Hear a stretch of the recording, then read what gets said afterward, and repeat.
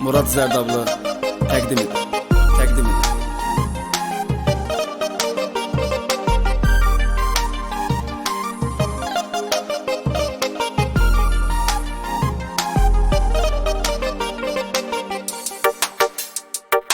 Dönme mənə peşman olandan sonra, aşık ile düşman olandan sonra.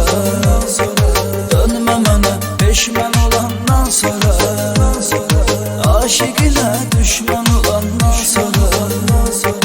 Yoktu belə sevgin ağlı bitsin, xəyalların gözümün önünə gəlsin. Neynirəm aşık tərk etsin, yüreğimde hicran olandan sonra. Neynirəm aşık terk etsin, yüreğimde hicran olandan sonra. Dönme mənə peşman olandan sonra, aşık ile düşman olandan sonra. Dönme mənə peşman olandan sonra, aşık ile düşman olandan sonra.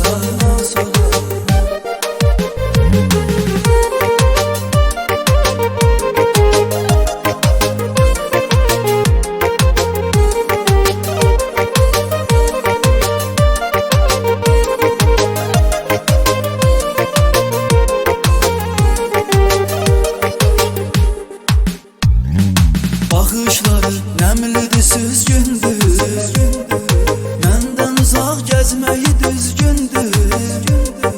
Bilirəm ki, indi o üzgündür, gözlərində giryan olandan sonra.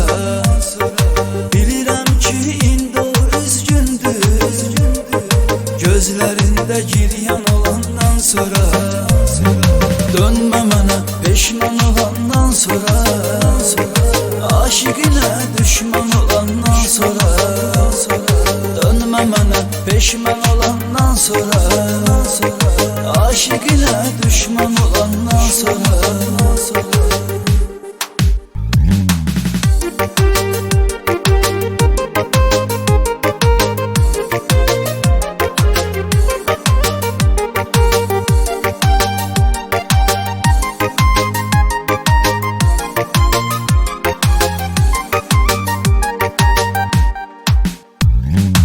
Terk elədin, məni çıxdın, getdin, cavan yaşda həyatımı məhv etdin.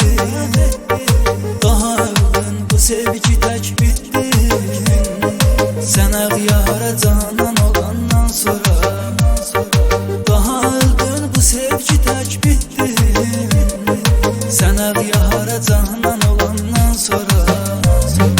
Dönme mənə peşman olandan sonra, aşık ile düşman olandan sonra. Dönme mənə peşman olandan sonra, aşık ile düşman